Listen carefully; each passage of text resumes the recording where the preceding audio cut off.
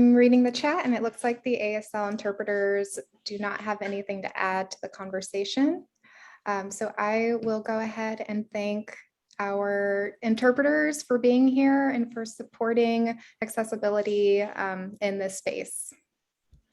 So I'm proud to say good morning and afternoon, everyone. My name is Mercedes Taitt-Lamar, and I am with the National Resource Center on Domestic Violence. And I am so humbled to kick off the call for unity for this year's Domestic Violence Awareness Month. I come to this work as a Black, queer, disabled survivor of childhood abuse and with experience in the foster care system. And I mention these identities and lived experiences because they represent the culmination and the passion that behind what I bring into this space and into this movement broadly. You probably can't see them right now, but I'm wearing my Marcia P. Johnson and Sylvia Rivera earrings for this event today. And I say that because I know that when I come into this work, and I come into this movement, I stand on the shoulders of my ancestors, and I stand on the shoulders of my Black and Brown siblings, and I stand on the shoulders of LGBTQ survivors and of disabled survivors. And that breathes life into my lungs, and it energizes me, it compels me every day. It is my drive to do this work and to do it boldly. So this is why I am super proud of our theme this year, which is No Survivor Justice Without Racial Justice, because we must dismantle, we must build bridges, we must change systems, and we must radicalize. We must end the conditions that allow domestic violence to occur. And with that, I am so excited to introduce our next speaker, Leletha Marshall, National Resource Center on Domestic Violence Vice President of Advancement and Organizational Sustainability. Leletha leads NRCDV's fundraising and operations team to build the organization's visibility, impact, and diversity of financial resources. Leletha also provides visionary and mission-driven leadership to continually strengthen the organizational structures of NRCDV. Leletha has an extensive background in donor cultivation, solicitations, meeting and event planning, and grants management. As a domestic violence survivor, Leletha brings her personal passion to her work and is dedicated to NRCDV's commitment to center racial equity in efforts to end gender-based violence. Leletha, take it away. Thank you so much, Marci. Thank you for that wonderful introduction. And thank you for what you bring to this movement. As a domestic violence survivor, I am humbled and honored to be here with you today. In this national call for unity, I hope that we can bring a heightened awareness and fuller participation in this movement. And at this time, I invite us to hold a moment of silence. Divine Spirit, known to us by many names, this year has tested us in ways anticipated and unforeseen. Collectively and individually, we are raw, bare, but we cannot go back. As we work to end sexual and domestic violence, as we stand up to systems, ideologies, and groups that perpetrate racism, anti-Blackness, and the oppression of historically marginalized voices and bodies. As we pursue justice, long overdue and long cried out for in this work. With this work, we arrive here today. As we enter into this month of awareness and action, we pray that you may open our eyes to a new way of knowing, feeling, and imagining. When tragedy threatens to close our hearts, give us the strength to feel the sacred hope of our ancestors and the generations that will follow us. When uncertainty shakes our foundation and tramples our visions of the future, ground our souls in the trust of the soil beneath our feet and the air that fills our lungs. When exhaustion seeps into our spirits, help us to find deep respite in laughter, tears, community, and reflection. We pray for a daring hope, the kind we cannot ignore, a hope undeterred by logic and unrestrained by our immediate reality. We pray for a hope whose current is strong and ceaseless.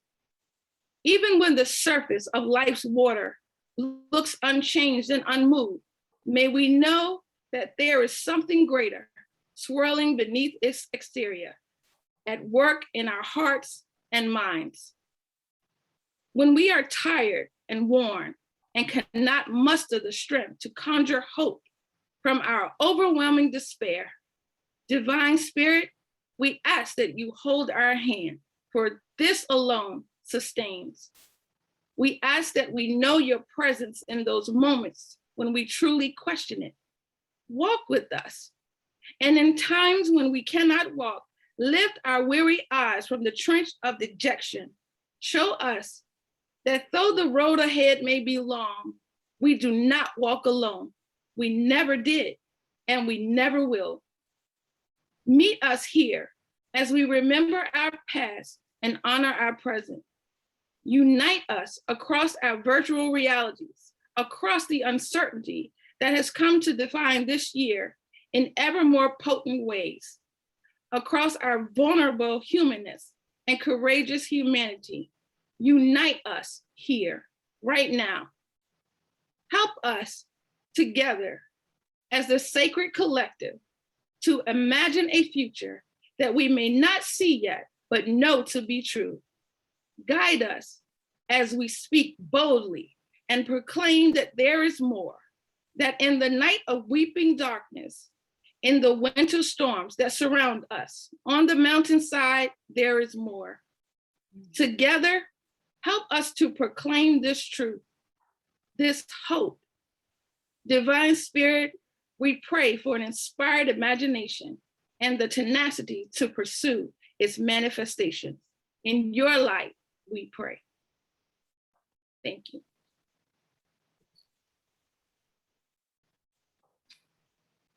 Thank you so much, Leletha. That was beautiful. And thank you, Marci. I am Ivonne Ortiz, Director of Training and Technical Assistant at the National Resource Center of Domestic Violence. And I would like to acknowledge that I'm joining today from the traditional lands of the Timucuan people and pay my respect to elders, both past and present. I love DVAM and I'm excited. Today, I'm gonna be your host. We have an amazing lineup of speakers that I'm sure gonna uplift and fill your spirits. I would like to introduce now Farzana Safiullah. Farzana leads and manages the National Resource Center on Domestic Violence as its Chief Executive Officer, strategically guiding its resources, policy advocacy, training, and technical assistance provided in the United States and its territories, while centering racial equity in advancing safety and supports for survivors of domestic violence. She's a founding member of the US-based Muslim Advocacy Network Against Domestic Violence, focusing on building collaborative partnerships and developing resources. She has had a long and deep commitment to prevention of violence and is active in her local community in Harrisburg, Pennsylvania, co-leading the strategies for Community Action Committee of the Community Responders Network to expand community dialogue to protect and safeguard the safety, respect, and dignity of all. Welcome, Farzana. Thank you, Yvonne, for the beautiful words and introduction. And centering us as we proceed on this event today. Hello, everybody. It is indeed a privilege to be here today to start Domestic Violence Awareness Month. As I reflect on the theme of no survivor justice without racial justice, several things come to mind. What does this mean to me? What does it mean to the National Resource Center on Domestic Violence? I'll attempt to answer these questions in the few minutes I have. As a leader of a national organization, I must have a personal commitment to racial justice in general. More specifically, I must demonstrate how I center Black leadership, communities, and voices in my daily work. I must gain the trust and respect from my Black colleagues through my actions. My fundamental belief is that no human being is any less valuable than another. This is my driving force. The communities we live in reflect a different reality, where structural racism has defined that Black individuals are less than white individuals. And so systems have been designed to maintain and entrench the disparities and injustices. As a South Asian immigrant, I've seen the prevalence of anti-Blackness firsthand in my family and extended communities. And it is my personal mission to counter that at every opportunity I have. This is my personal obligation to make this world a better one. As a Muslim woman living in the United States, I'm well aware of the stigma of my faith. I've experienced targeting and being suspect in many aspects of my life. 9/11 was a turning point in my life when I resolved to work more intensely to foster a more safe and loving community. And why did I do that? It's the pain I felt that propelled me into action. I'll now go to the second question. What does the Domestic Violence Awareness Month theme mean for the National Resource Center on Domestic Violence? The NRCDV, the acronym, has been striving to be an anti-racist organization. Each of us at the NRCDV must be a certain way as an individual to effect the change we seek. For me, it's faith. As a Muslim woman, my faith has given me the passion, courage, and perseverance to prioritize dismantling anti-Blackness within NRCDV. Faith is an anchor for some staff, and some have other anchors that propel them forward. As a staff at the NRCDV, we welcome vulnerability, humility from all while we take this journey to center Black leadership in communities. I'm blessed with colleagues who have a strong commitment and a resolute one, which has enabled us to continuously work on prioritizing Black leadership, communities, voices, and thoughts. We actively work to be guided by the voice of Black survivors. Another value we live by in the organization is recognizing the humanity of one another, to understand and unlearn white supremacy practices, to reduce and eliminate harm to each other. As an organization, I realize we are strongly positioned to pivot the focus to those most marginalized, and we are resolved to doing that. But we as an organization must first do our internal work. Over the past few years, the NRCDV has continued to nurture and expand our relationships with survivors. However, the focus is stronger now on the needs of Black and Brown survivors so that our work is guided by their experiences. As an organization, I know we must do a better job of understanding the intersecting needs of Black survivors and our external resources. And our external resources, technical assistance, training, policy advocacy must reflect that understanding. To the advocates, my deep gratitude to you for all that you do for survivors at a very difficult time in our lives. On behalf of all of us at the NRCDV, we appreciate you. Can we see some appreciation emojis, please? In conclusion, I want to thank all our esteemed presenters today for taking the time to be here, the DVAP advisory group, and the dedicated NRCDV team who made this wonderful event happen. Thank you so much. Thank you so much, Farzana. That was a beautiful message. Our next speaker is Jian Chang, Acting Assistant Secretary and Principal Deputy Assistant Secretary for the Administration for Children and Families at the U.S. Department of Health and Human Services. Secretary Chang joined the Biden administration in February 2021 after serving as a Senior Deputy Director at the Michigan Department of Health and Human Services Children's Services Agency, where she oversaw the state's child welfare system, including Children's Protective Services, the foster care system, adoption services, and juvenile justice programs. Previously, Secretary Chang served as a managing director at Casey Family Programs and as a head of the Children's Bureau in the Administration for Children and Families. Welcome, Secretary. Again, wonderful to be with all of you, and just want to give a special thanks to Marci and Leletha and Farzana for such beautiful opening and welcoming statements. And thank you, Ivonne, for that very kind introduction. Again, everyone, my name is Jian Chang, and I am the Acting Assistant Secretary here at the Administration for Children and Families. I am also I'm also the granddaughter of someone who was orphaned as an infant, was raised by various family members who experienced violence as a child, who continues to then perpetrate violence on members of his family. And I know firsthand that when we don't address our history, when we don't address our pain, that those types of violence and trauma continues to perpetuate itself. And so I come to you not only as a representative from ACF, but as a leader who is committed to social justice, to racial equity. And I'm here because I know that healing and reconciliation is possible. And I'm just so honored to stand here in solidarity with such amazing people who are working and fighting each and every day with passion and creativity for social change, for survivors, and affirming that safety for anyone means racial justice, social transformation, and gender equity for everyone.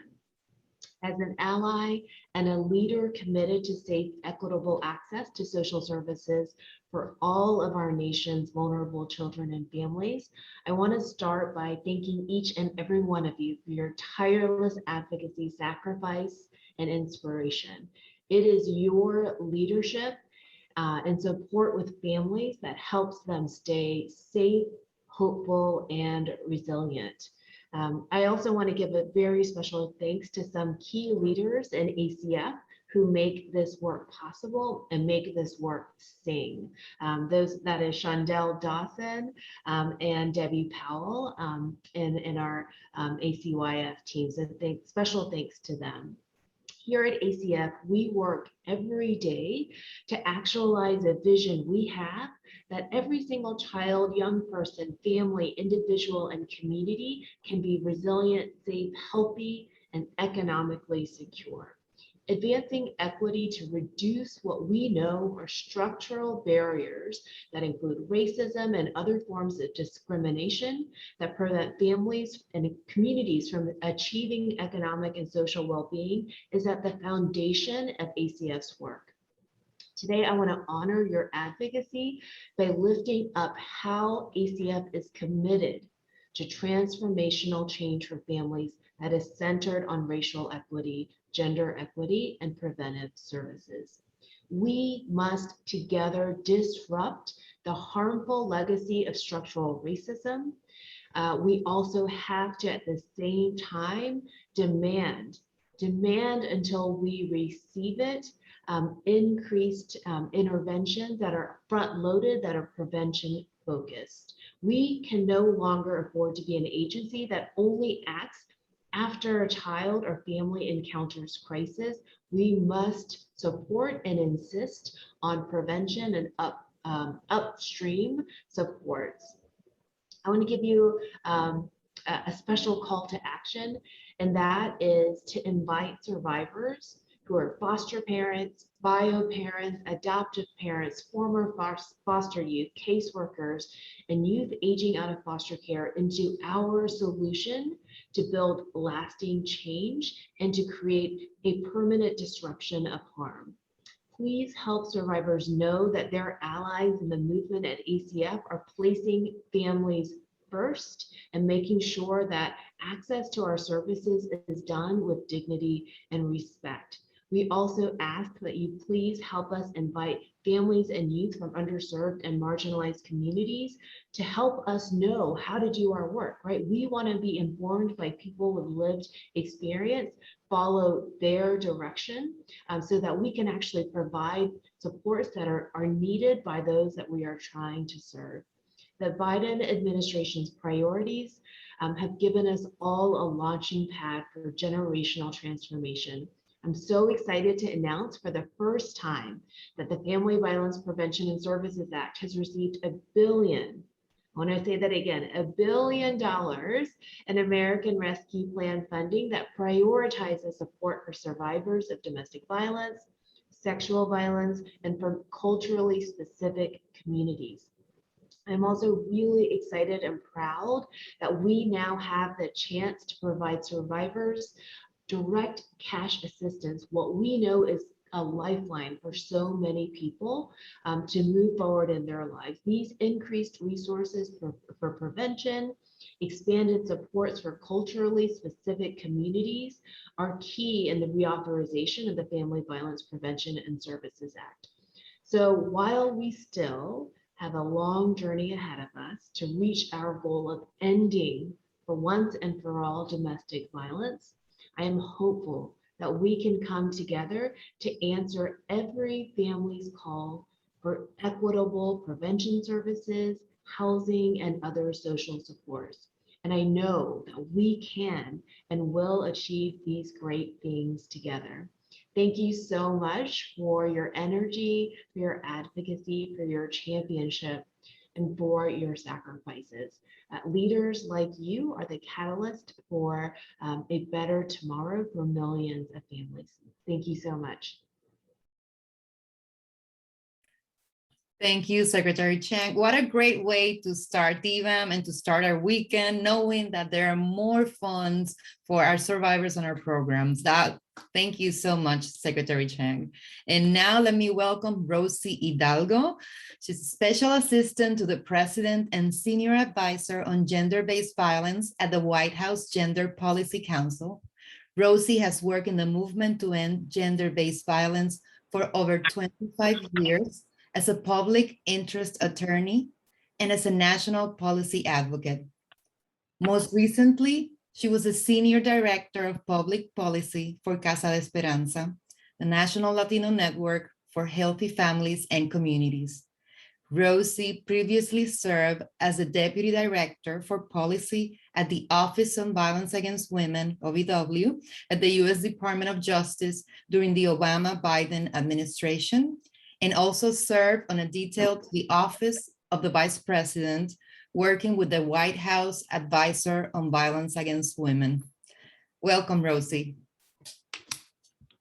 Wonderful. Thank you so much, Ivonne.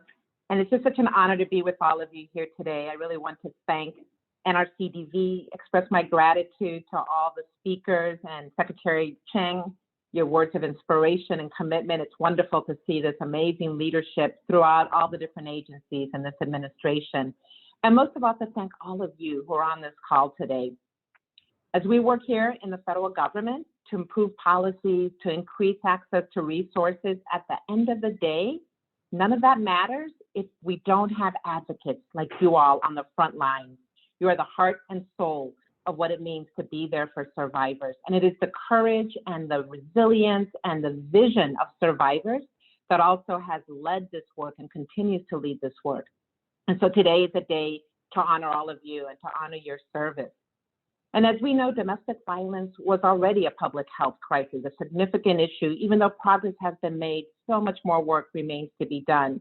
And we know that during this past year and a half, in the midst of the pandemic as a public health crisis, in the midst of the increased economic insecurity, it is the critical role played by all of you on the front lines with your spirit of dedication and perseverance, and through it all, continuing to provide critical services and support to help survivors find a pathway to healing, to safety, to justice, and to well-being.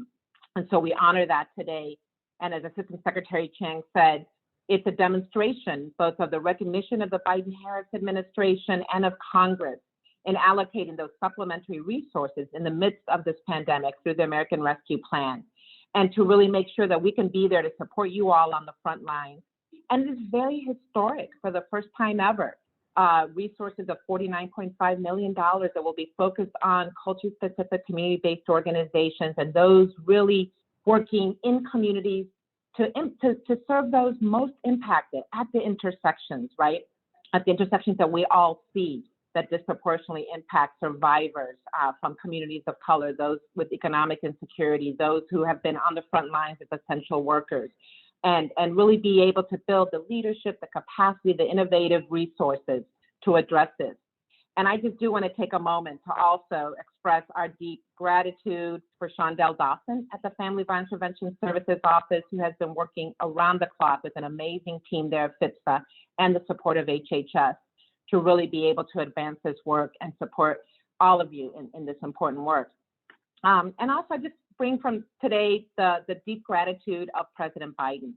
As you all know, this is an issue near and dear to his heart. In almost 3 decades of advocacy as a public servant, as a senator, vice president, and now as president, President Biden has said how this is an issue that he has championed. This is an issue that is one of his most significant accomplishments, of which he is most proud, to walk with advocates and survivors in addressing and preventing domestic violence.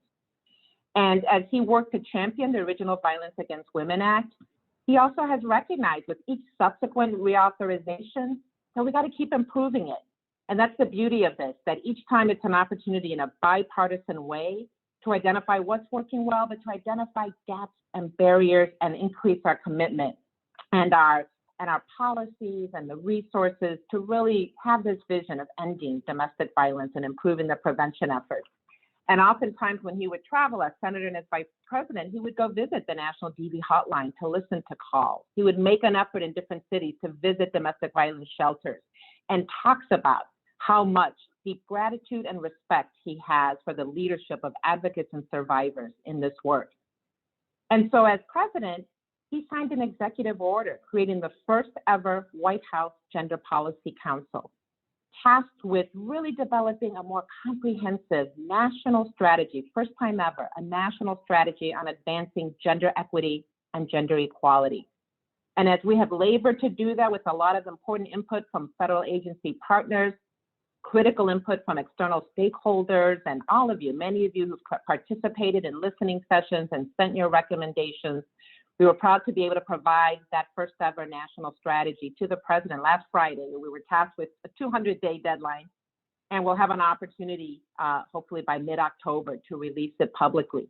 And as that strategy identifies 10 key strategic priorities, both domestic and global, for advancing gender equity and gender equality, we recognize that work can't be done unless it's done at the intersections. And so the executive order specifically called out the president's executive order on racial equity on day 1, on January 20th of 2021. President Biden signed an executive order on advancing racial equity and support for underserved communities through the federal government, and really called on all of us and all the work that we do to recognize how important it is to work at those intersections, to advance equity for all, including people of color, others who've been historically marginalized, underserved, and impacted by systemic racism and systemic barriers. So we're very clear that this work has to be intersectional, it has to be multi-sectoral, and in moving forward with the implementation, the executive order also calls on us to develop, all of us together, our nation's first ever national action plan on ending gender-based violence. We have been in consultation through the UN and with other countries around the world.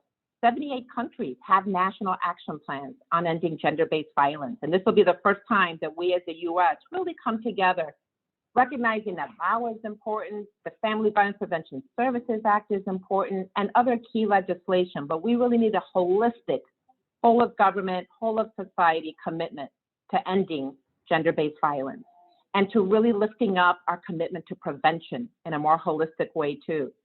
So as we're working on developing that, we have been doing some consultations. And I have to tell you, one of the most exciting experiences was a consultation we did with civil society leaders in South Africa and in Argentina. And with humility, learning from the global South of some amazing work they are doing on mobilizing civil society and developing comprehensive national action plans. And we even had an exchange, a government to government exchange also, to learn and listen and be able to join on a global level with advancing these kinds of holistic policies. And as we are developing our own national action plan with input from all of you, external stakeholders, civil society leaders, community-based organizations, and the leadership of survivors, it's also an opportunity for us to update our global strategy on preventing and responding to gender-based violence, and really in solidarity and with a greater level of commitment to key principles in both our domestic and our global work. So in conclusion, it takes all of us. We are excited in this administration to be in solidarity, working together for this whole of government, whole of society approach. As we all do this work, just a brief reminder that we do need to center self-care for the long haul. And so I just want to also share with you, in the midst of all the work, a couple of years ago, I remember seeing a bumper sticker on the back of a car when I was feeling depleted, and it said, "Joy is part of the resistance." And that stuck with me. This is hard work, but joy is part of the resistance. So as we do this work, find those moments of joy, find what fills your soul, because you are the heart and soul of this work. Find opportunities in solidarity to have that vision, not just of improving social services, but of improving social transformation as we all work on this together. And I will end with a brief excerpt from the president in the Domestic Violence Awareness Month proclamation that he signed yesterday. So if you haven't seen it, I encourage you all to look at it. But the president says, during National Domestic Violence Awareness and Prevention Month, which is an aside, it's the first time the declaration ever has the word prevention in it in our DVAM proclamation. So I'm proud that that comes from the field, where we're hearing that people want more of an emphasis, and we need more of an emphasis on prevention. At any rate, he says, we honor the tremendous dedication of advocates and service providers, honor the courage and resilience of survivors, and recommit ourselves to standing with them for safety, dignity, and justice. We must rededicate ourselves to creating a society where domestic violence is not tolerated, where survivors are supported, and where all people have an opportunity to thrive without fear of violence or abuse. Thank you very much. Thank you so much, Rosie, and thank you for reminding us about self-care and about finding the joy. Our next speaker is Arlene Basso, NRCDV's Vice President of Programs, Prevention, and Social Change. Arlene joined NRCDV as staff in 2015. Prior to joining staff, she served for several years as Vice Chair of NRCDV's Board of Directors. Arlene provides leadership to NRCDV's programs and prevention and communication teams, and oversees several key initiatives, including the Domestic Violence Awareness Project, Prevent IPV, and the Women of Color Coalition Leadership Project. Arlene has over 25 years of multifaceted experience within the movement to end domestic violence and other forms of gender-based violence.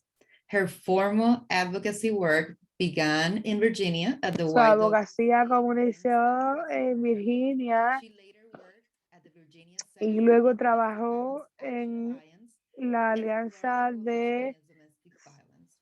y en la coalición de Florida en contra de la Dominica, a mother, a mentor, an auntie, an entrepreneur, a published author, a storyteller, a thought leader, and a self-proclaimed hope dealer. Arlene authored a powerful letter titled Here and There, an open letter to white women in the movement to end gender-based violence, and she will be sharing some excerpts from that letter with us. Welcome, Arlene. Thank you, Ivonne, and thank you for all the speakers. I'm feeling inspired already, and I hope everybody else on the call is inspired, and also open your heart and your soul for this open letter that comes from all the identities actually that Ivonne just shared in my bio. Here and there, an open letter to white women in the movement to end gender-based violence. Dear white women, welcome. I am glad you are here. Let's talk about here and over there. I hope this time you will stay here. When I saw hundreds of lovely pink knitted hats across the country, I was finally convinced that you were here to stay. For years, white feminism has waged a war against Black women, Black men, Black children, Black babies in our Black communities, with too many casualties to name them all. It wasn't televised, it wasn't videotaped, but the pain and the scars remain visible in the lunchrooms and boardrooms over there. Those most impacted have been silenced on the margins, like my sister Lina would say, on the margins, on the margins, on the margins of the margins. You know them well. You should call them by their names, say their names. All Black lives matter, so say their names. Over there, the place where you can choose not to partake because all Black lives are not priority over there. See, sometimes animals are treated with more humanity than Black men over there. The words spoken by white women from over there have never left my ear. Quote, if I saw a Black man walking down a dark alley, I would probably cross over to the other side, she said. Imagine working alongside a white woman who openly stated she would cross the street by the mere sight of my son. Yes, my son. He's also a Black man. Imagine the fear, the hypocrisy, while chanting freedom for all Black lives matter. I wonder, are you really ready to join us over here?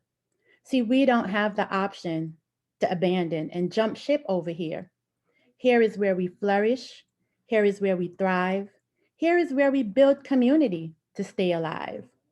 All Black lives matter over here. Gender-based violence is your work, you say? Pearlie Gordon, Natasha McKenna. Her last words were, you promised you wouldn't kill me. Alexia Christian, India Kager, Corrine Gaines, Michelle Shirley, Charlene Lies, Pamela Turner, Breonna Taylor, just to name a few.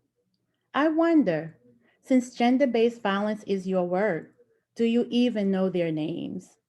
All of their names. Say their names. Remember each name. All Black lives matter over here. As a Black heterosexual immigrant woman who has been suffocated by white women for many years in the movement to end gender-based violence, I've made a conscious decision to stay here. My ancestors paid the price for me to be here. This movement was founded by Black women's blood, sweat, and tears, so I am not going anywhere. I may not be welcomed over there, but my sisters always have my back over here. Many of my sisters decided to take their passion and drive elsewhere. The soul-crushing and excruciating pain was too much to bear over there. How can you be silent about what's happening to Black women over there? How are you planning to dismantle your oppressive systems so that our voices and lived experiences are welcomed and centered over there? Here and there, I wonder what will really change over there. Did you need those 8 minutes and 46 seconds in order to finally join us over here? Anyway, since you're here, let me be clear. All Black men are welcomed over here. Black women, Black voices, and Black communities decide what accountability looks like for our kings over here. Are you still here, or are you ready to go back over there? The uprising, the rude awakening, the moment, are you really here to stay? As you consider dismantling oppressive systems, can you also create a fund for Black women and men that were traumatized, silenced, dismissed, and undermined over there? Because like my sisters say quite frequently, therapy ain't cheap over here. Yes, you can't defund one system and not accept the harm, the pain, the suffering Black women and men have endured over there. I wonder what has really changed over there. So I challenge you to think about what has really changed for you over there as we say no survivor justice without racial justice. Black women have been telling you for years the criminal justice is not working for them over there. They're not operating in a survivor-centered, trauma-informed manner, just to name a few words to describe their experiences over there. They are harming Black women, Black men, Black children, Black babies, and wounding Black communities, she said over there. Listen to Black women over there. I wonder, are Black women suddenly now credible over there? Did George Floyd's cry for his mama suddenly deem Black women, Black mamas credible over there? Now, do you finally believe that Black women are the pillars of change over there and over here? See, over here, when one Black child hurts, all Black mamas' hearts cry. Every Black mama felt George Floyd's pain and heard his cry. That's the power of Black motherhood. Because you see, Black mamas are unquestionably integral to the well-being of our families over there and over here. The only way to end gender-based violence is shifting power and resources over here. Here, the place that was created by Black women for Black people through blood, sweat, and tears. We've always been here. Our ancestors paved the way for us to be here, and we are not going anywhere. Again, are you really ready to join us over here? Black women know how to dismantle systems and lead change. Titles don't do it for us. It's in our DNA. Our mamas, our aunties, our grandmamas, our grand aunties, our great grandmamas taught us well. Our historical experiences and stories are always with us over here. They have purpose. They shape who we were then, who we are now, and who we will become. Again, I'm pleased you are here. I hope this time you are here to stay. Are you really ready to join us over here? Hashtag say her name. Hashtag we can't breathe. Hashtag Black Lives Matter. Hashtag all Black Lives Matter over here. You see, over here, Black women are natural leaders. We're policymakers. We're organizers. We're truth seekers. We are storytellers. We are nurturers. We're teachers. We're healers. We are our ancestors' wildest vision. Black women, we are not only magical, we are phenomenal, and we get bleep bleep stuff done. Over here, to my sisters of color, you already know what it is and what needs to be done. In my original dialect, here versus over there, Black women run things or vayasa. Thank you. Thank you so much, Arlene. That was really powerful. And thank you for naming it and bringing it into a space. We still have so much work to do to dismantle anti-Blackness. And as advocates, we need to commit ourselves to do the work. Now, I would love, it's my pleasure and honor to introduce Mildred Muhammad of My Focus LLC. Mildred is an award-winning global keynote speaker, international expert speaker for the U.S. Department of State, certified consultant with the U.S. Department of State Office for Victims of Crime, a CNN contributor, domestic abuse survivor, certified domestic violence advocate, advisory board member and instructor for the National Resource Center on Domestic Violence, sexual assault advocacy network's advisor, best-selling author, trainer, and educator, as well as a certified professional and personal development consultant.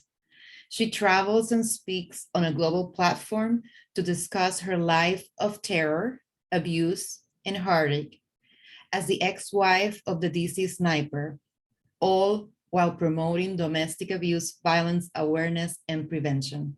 Welcome, Mildred.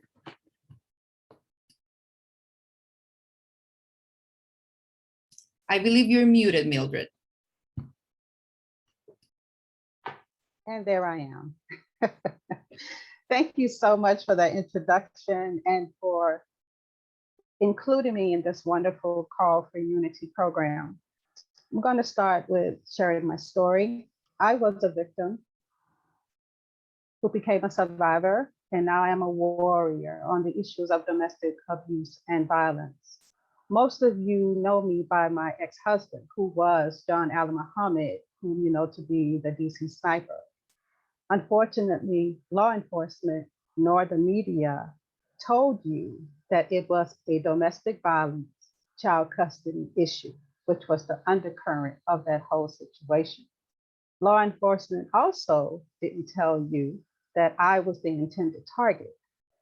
The theory was he was killing innocent people to cover up my murder so that he could come in as the grieving father to gain custody of our children. Had that not been the key factor, he would have probably been given Father of the Year for coming in to gain custody of his children or our children.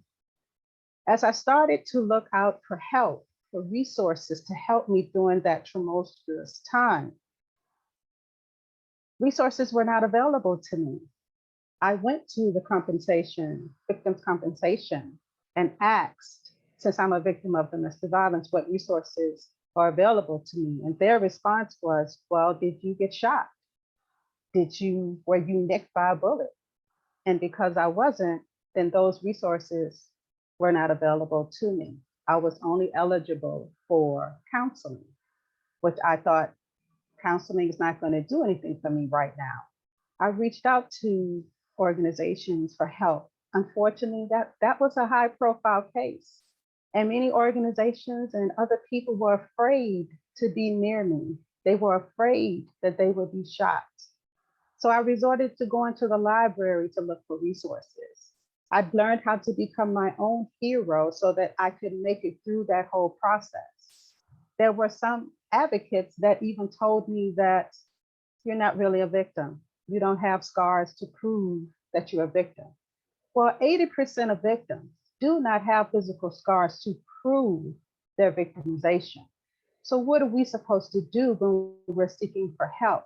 I didn't behave like the victim that most people have in a box. I wasn't crawling on the floor, wasn't crying, wasn't seeking out for help. Because I chose to stay strong and be resilient, then my help was slow in coming.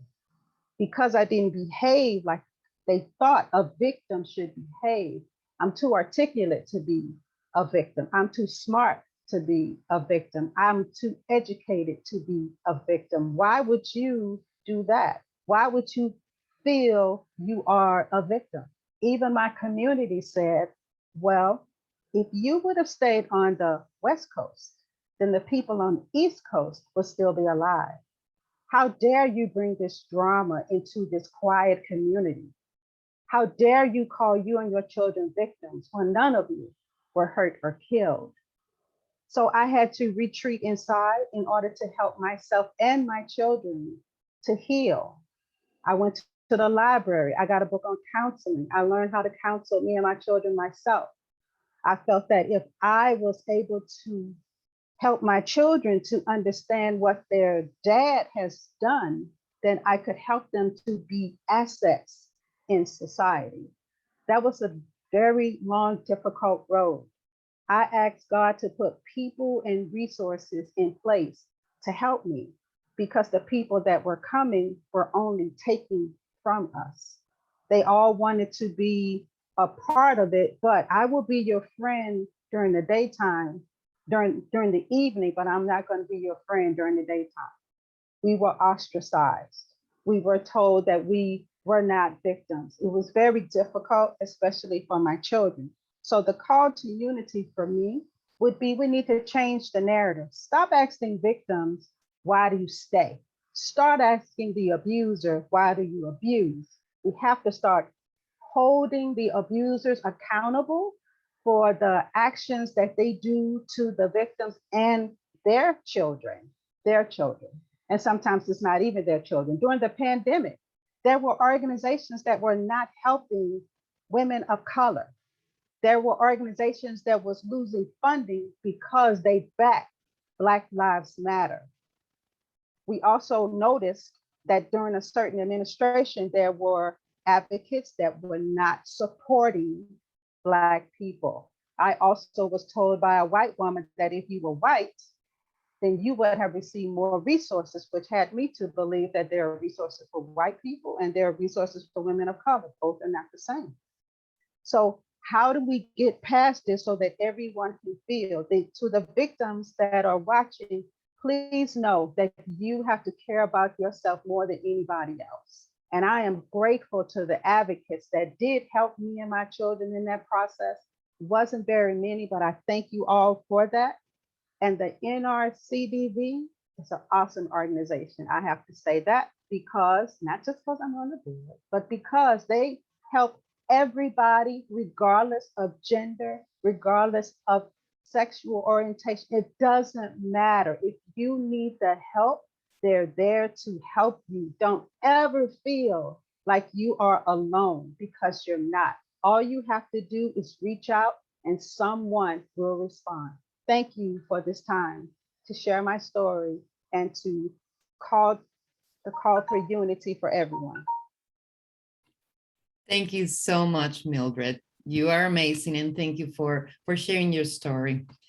What an amazing group of Black and Brown women, right? This has been amazing, and we're not done. We still have a couple more voices. I want to welcome our next speaker, Jacqueline Miller. She's the founder of Healthy Actions, Intervening Responsibly, known by HAIR. With over 20 years in the domestic violence field, she shares her knowledge and expertise on the impact domestic violence has on children's health, understanding trauma, including ACEs, and the impact adultification has on children's lives and well-being. Jacqueline will be performing the song titled "We Are Called to Make Justice." Welcome, Jacqueline. Poto Ivonne, which means thank you in my native tongue of the Bubi language. In Lobu Yalu, Twe Bule, Kiwali, which all means greetings to all of you. How are you? We are one, all in my Bubi language. Call to Make Justice, written by Cantor Linda Shepherd. There's a woman who is silent as the blows begin to fall. There's a child who is screaming as he's thrown against the wall. And it's someone whom you know, although we cannot know them all. And their voices are around us if we only hear their call. And we are called to make justice, called to make it right, called to join the holy work of turning back the night, called to reach out into each shattered, shaken soul, called to make their world and our world whole. There's a tenderness in telling the unspeakable we knew. There's a tenderness that reaches out to pull another through. But another generation will be lost if we ignore the ones in need. And if we help, we'll get back so much more. And we are called to make justice. Yes, we're called to make it right. Called to join this holy work of turning back the night. Called to reach out into each shattered, shaken soul. Called to make their world and our world whole.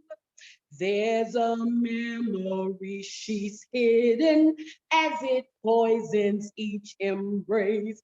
There's a shame so overpowering, he cannot show his face. And they're told it never happened. They are kept within their place. This crime, this wrong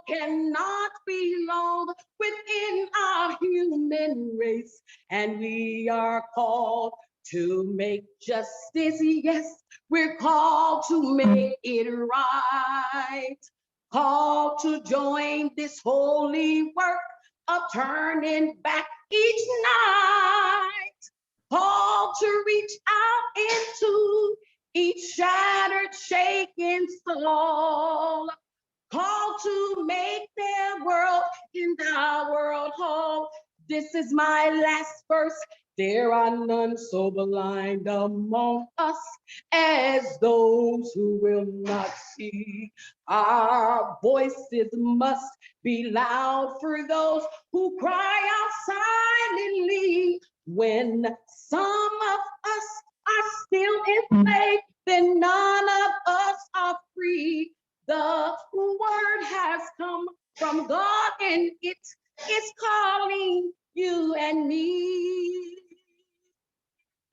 And we are called to make justice, called to make it right, called to join the holy work of turning back the night, called to reach out into each shattered, shaken soul, called to make their world and our world whole.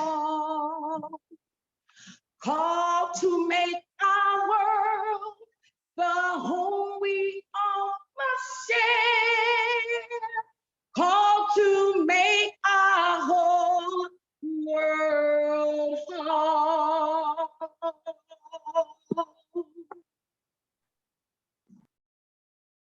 Thank you so much, Jacqueline. That was so powerful. I didn't know that you had such an amazing voice. My goodness. Thank you so much for reminding us that we need to make it right. We're here to make it right. Thank you. That was another powerful Black woman. So our final speaker of the day, it's Lina Juarez, who currently serves as the Director of Community Engagement for A Call to Men.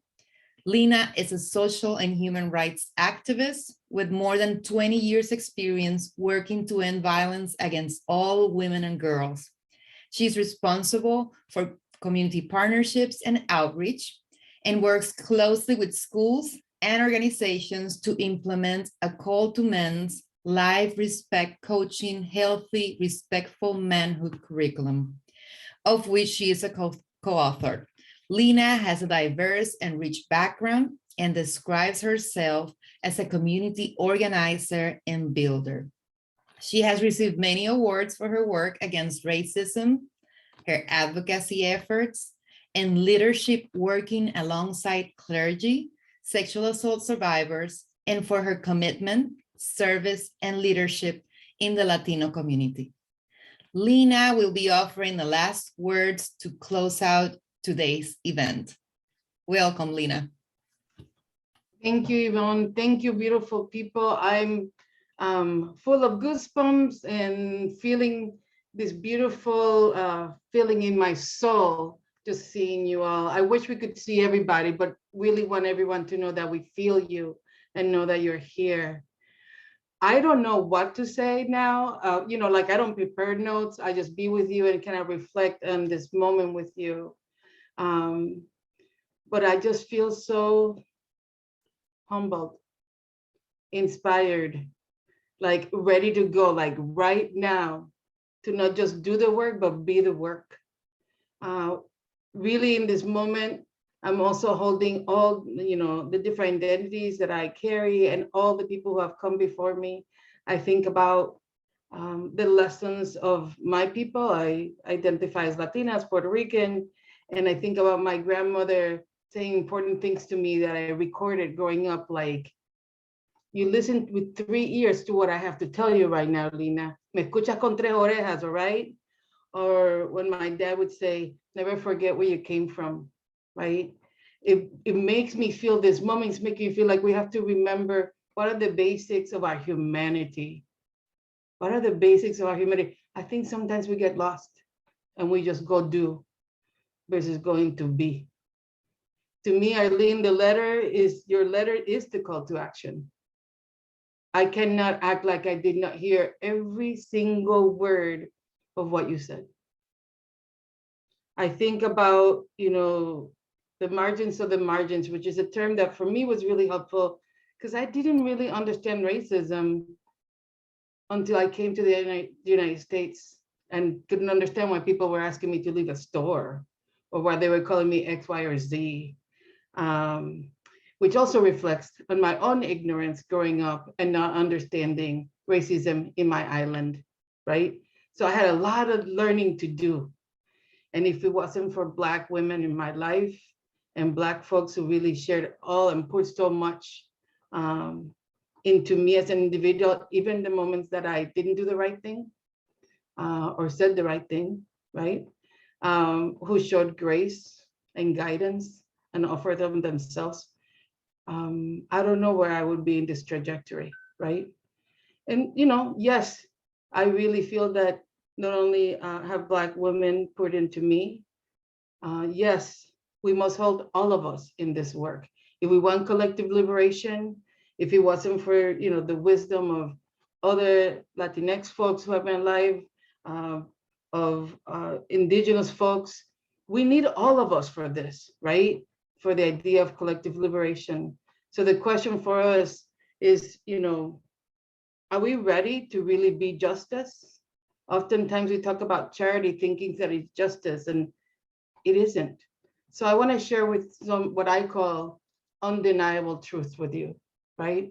In this moment, in this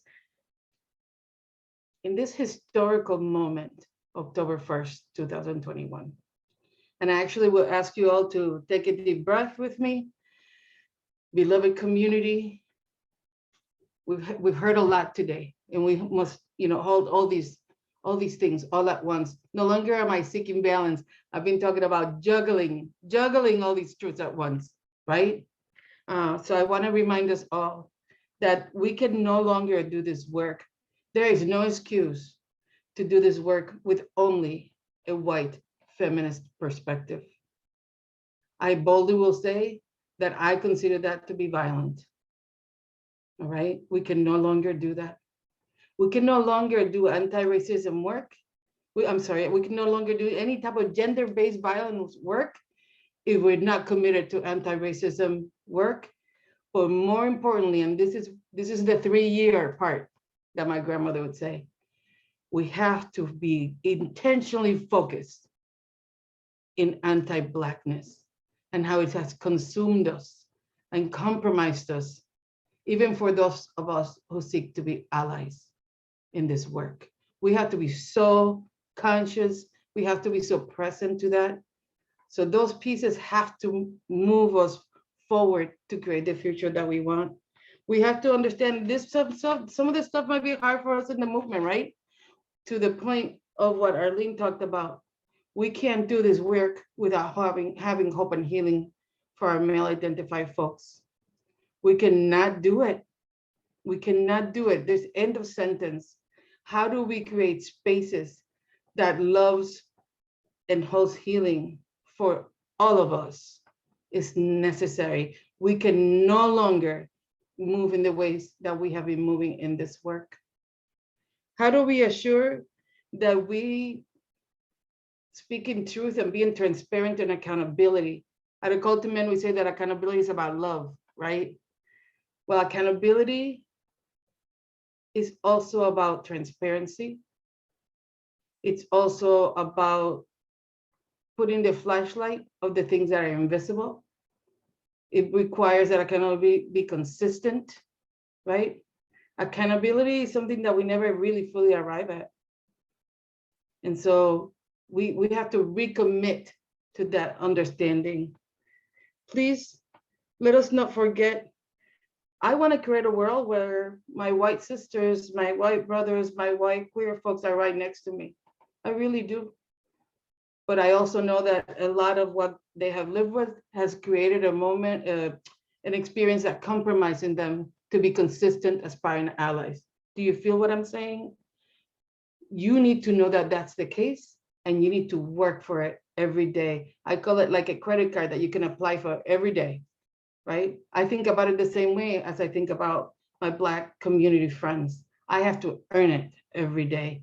That's why the margins of the margin spoke to me, because I had a responsibility to locate myself. Where am I? If at the center is Black trans women, for example, as we say at a cultivate, and who we are accountable to, where am I, right? I need to find where I'm at to really understand and to lay out my work plan to be justice. Without that, then we create a blurry plan, all right? So I just want to leave you with nothing but love. I know that the call went a little later than normal, and I hope that you were able to stay with us. I believe that at the end of the day, we're the answer. As the Hopi people would say, we are the ones we've been waiting for, everybody.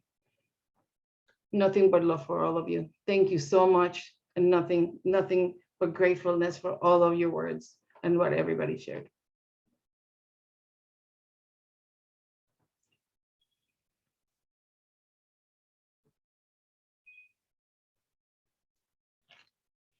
Bye, everybody. Thank you. Bye.